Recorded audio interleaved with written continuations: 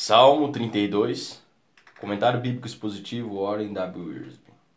Este é o segundo salmo dos 7 salmos penitenciais. Ver Salmo 6. Davi escreveu-o depois de confessar a Deus seus pecados de adultério, homicídio e dissimulação.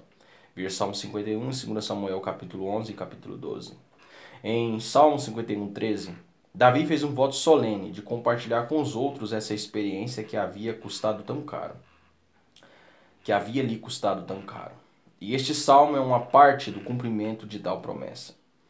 Trata-se do primeiro salmo, como Salmo 42, 44, 45, 52 ao 55, 74, 78, 88, 89, 142, que tem um termo que já recebeu várias interpretações do original, que significa um canto astucioso, um cântico de instrução, um poema contemplativo.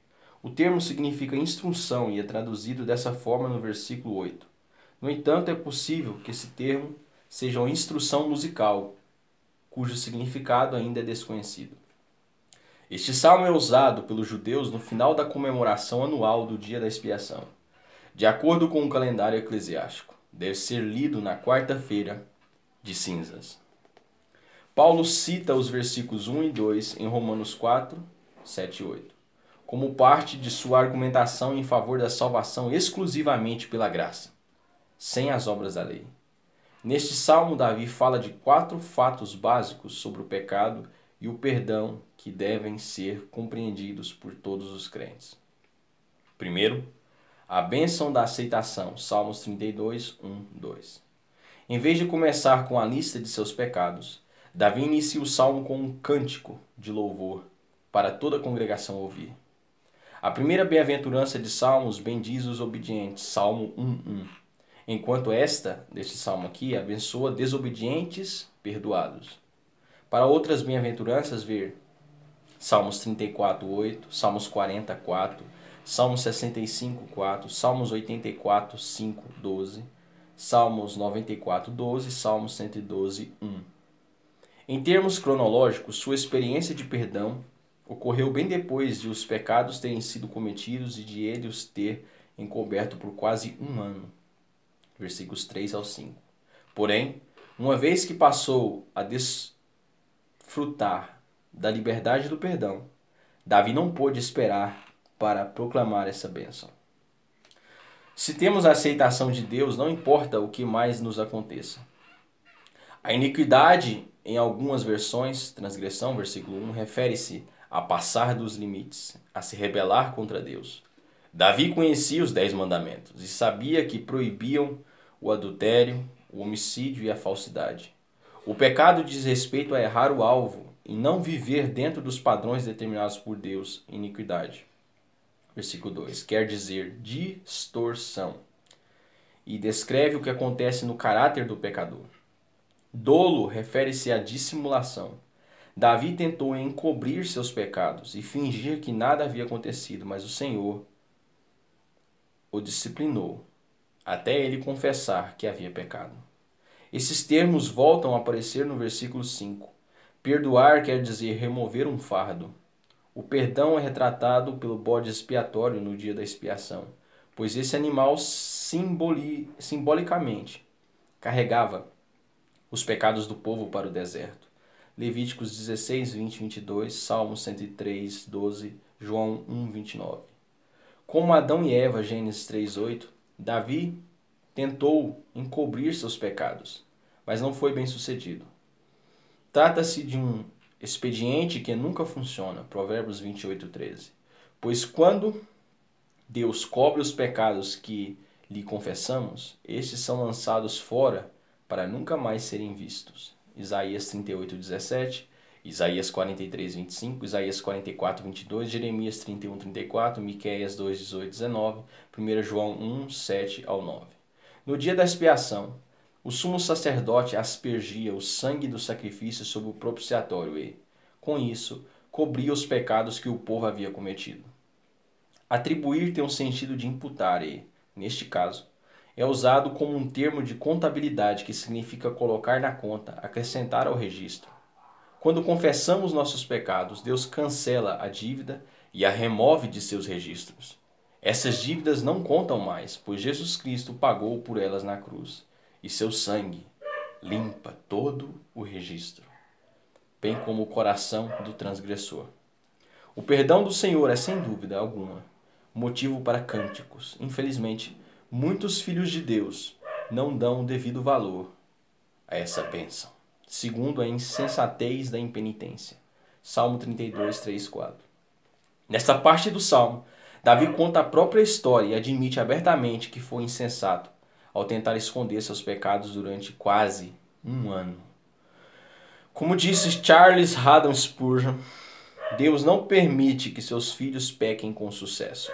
John Donne escreveu: o pecado é uma serpente, e aqueles que o encobrem mantêm aquecido esse réptil venenoso para que possa picar com mais violência e espalhar seu veneno e malignidade de modo mais eficaz.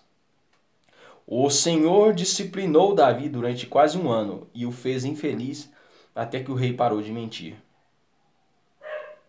Humilhou-se diante de Deus e confessou seus pecados. Essa disciplina não é como aquela que um juiz que castiga um criminoso antes, é como a disciplina de um pai amoroso que trata seus filhos desobedientes a fim de conduzi-los por sua própria vontade ao arrependimento. De acordo com Hebreus 12, do 1 ao 13, a disciplina de Deus é prova de que Ele nos ama e está verdadeiramente interessado em seus filhos.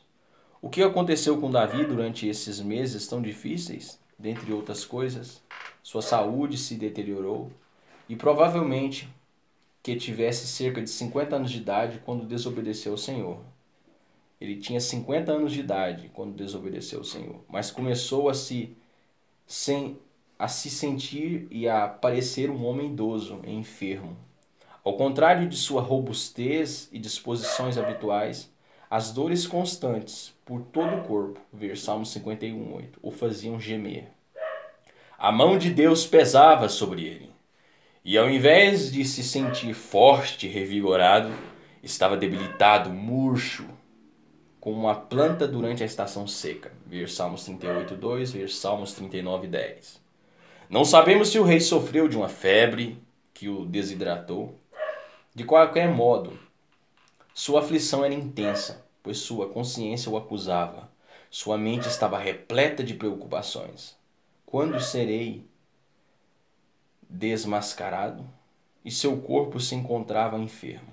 Mas a dor valeu a pena, pois o conduziu de volta ao Senhor.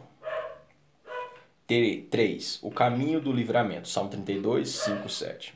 O Senhor enviou o profeta Natã para confrontar Davi com seus pecados e lhe transmitir a mensagem do perdão de Deus, 2 Samuel 12.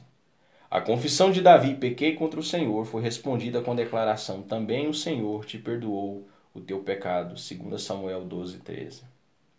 O rei não precisou fazer penitência nem passar por um período de surces. Tudo o que teve de fazer para que o Senhor o perdoasse foi confessar sinceramente seus pecados. 1 João 1:9. O fardo da transgressão foi removido, a dívida foi cancelada, o que estava distorcido se endireitou, e o Senhor não registrou os pecados de Davi. Em vez de nos imputar nossos pecados, o Senhor coloca em nossa conta a retidão de Cristo, nos aceitando em sua família por meio de seu Filho. Ver Romanos 4:3, Romanos 5:13, 2 Coríntios 5:19, 21 e Gálatas 3:6. Davi não ofereceu qualquer justificativa. Admitiu que havia pecado e que era culpado diante de Deus. A culpa é para a consciência aquilo que a dor é para o corpo. Ela nos diz que algo está errado e deve ser tratado, do contrário, as coisas podem piorar. A promessa aplica-se a todos, todo homem piedoso, ou seja, os escolhidos, o povo de Deus, Salmos 4:3, e devem confessar nossos pecados imediatamente, no momento em que os descobrimos, enquanto Deus pode ser encontrado. Salmos 69:14, Isaías 55:9, Provérbios 1:24-33. As águas da disciplina ficam cada vez mais profundas e a tempestade torna-se cada vez mais intensa. Portanto, não devemos tentar o Senhor. No entanto, o perdão de Deus não é algo negativo. O Senhor acrescenta bênçãos maravilhosas para nos ajudar em nosso caminho rumo à recuperação. Davi trocou seus esforços para esconder os pecados por um esconderijo no Senhor. Deus removeu suas tribulações e colocou um muro a seu redor. Mas será que Davi merecia essas bênçãos? Claro que não. Nem nós tampouco. Porém, essa é a graça de Deus que encontra em Jesus Cristo, nosso Senhor. Nas palavras de Alexander Maclaren, o beijo de perdão do Senhor remove todo o veneno da ferida. Isso não significa que Davi não sofreu com as consequências de seus pecados. Em sua graça, Deus nos perdoa. Mas em sua soberania, ele diz, você terá que ceifar aquilo que semeou. Batseba concebeu e deu à luz um filho, mas o bebê morreu. Amnon, o filho de Davi, estuprou sua meia-irmã, Tamar, 2 Samuel 13, e foi morto por Absalão, outro filho de Davi. Absalão tentou usurpar o trono do pai e foi morto por Joabe, 2 Samuel 14 até o 18. Quando Davi estava próximo da morte, seu filho Adonias tentou usurpar o trono de Salomão, 1 Reis 1, e também foi morto. Mas Davi enfrentou todas essas calamidades com a ajuda de Deus e viveu o suficiente para juntar o material necessário para que Salomão, o segundo filho de Batseba, construísse o templo. Depois que Davi foi perdoado e restaurado, dirigiu-se ao santuário para adorar o Senhor, 2 Samuel 12, 15 ao 23. E lá, com outros adoradores, foi cercado de cânticos de livramento, ou seja, de louvores a Deus por sua misericórdia. Era exatamente isso o que Davi precisava ouvir. Quarto, a alegria da obediência. Salmos 32, 8, 11. Nos versículos 8 e 9, Deus fala a Davi, garantindo a seu servo que a alegria da salvação lhe será restaurada. Salmos 51, 12. Se ele obedecer ao Senhor e andar em seus caminhos.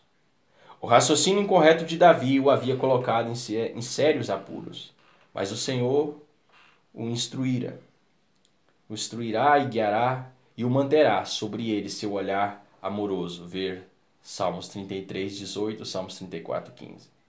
A fé de Davi, versículos 5, 6, deve redundar em obediência, pois é preciso que a fé e as obras andem juntas. Deus não nos perdoa para que possamos voltar a pecar.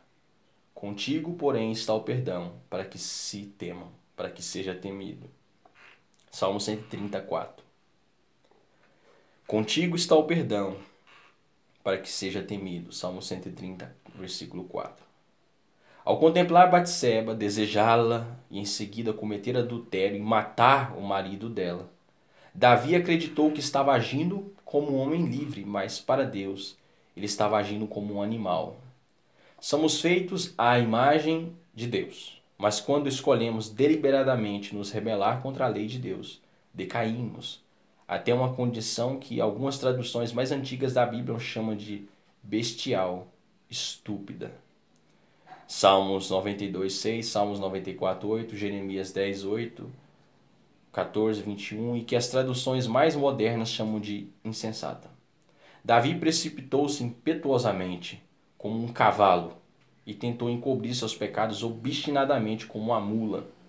A única maneira de controlar os animais é domá-los e arreá-los, mas Deus não queria fazer isso com Davi, seu servo amado. Em vez disso, o Senhor lhe ensinaria sua palavra e o manteria sob suas vistas, cercando-o de misericórdia. Salmo 23, 6.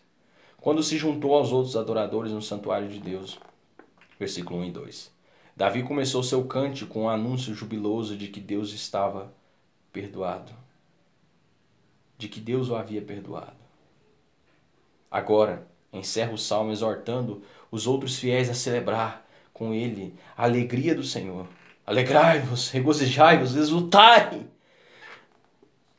Anos depois, seu filho Salomão escreveria: o que encobre as transgressões, o que encobre as suas transgressões jamais prosperará, mas o que as confessa e deixa alcançará. O que confessa e deixa alcançará misericórdia. Provérbios 28, versículo 13.